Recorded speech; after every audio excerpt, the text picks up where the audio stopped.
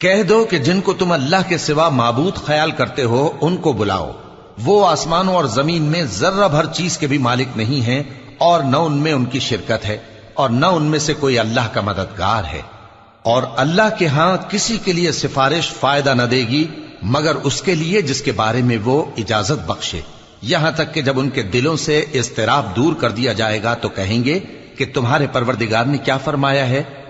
فرشتے کہیں گے کہ حق فرمایا ہے، اور وہ عالی رتبہ ہے، گرامی قدر ہے۔ پوچھو کہ تم کو آسمانوں اور زمین سے کون رزق دیتا ہے؟ کہو کہ اللہ، اور ہم یا تم یا تو سیدھے رستے پر ہیں یا کھلم کھلا گمراہی میں۔ کہہ دو کہ نہ ہمارے گناہوں کی تم سے پرسش ہوگی اور نہ تمہارے اعمال کی ہم سے پرسش ہوگی۔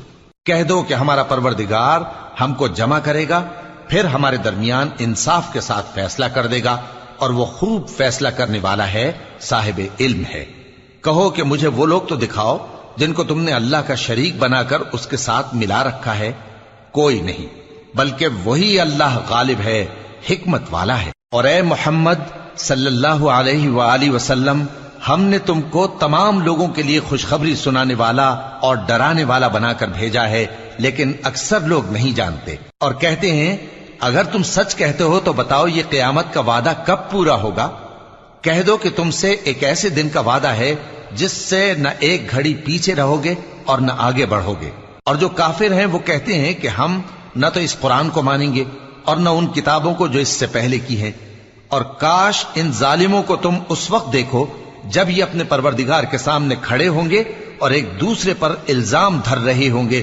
جو لوگ کمزور سمجھے جاتے تھے وہ بڑے لوگوں سے کہیں گے کہ اگر تم نہ ہوتے تو ہم ضرور ایمان لے آتے۔ جو لوگ بڑے بن بیٹھے تھے وہ کمزوروں سے کہیں گے کہ بھلا ہم نے تم کو ہدایت سے جب وہ تمہارے پاس آ چکی تھی روکا تھا؟ نہیں، بلکہ تم ہی گناہگار تھے۔ اور کمزور لوگ ان بڑے لوگوں سے کہیں گے نہیں، بلکہ تمہاری رات دن کی چالوں نے ہمیں روک رکھا تھا جب تم ہم سے کہتے تھے کہ ہم اللہ سے کفر کریں اور اس کا شریک بنائیں۔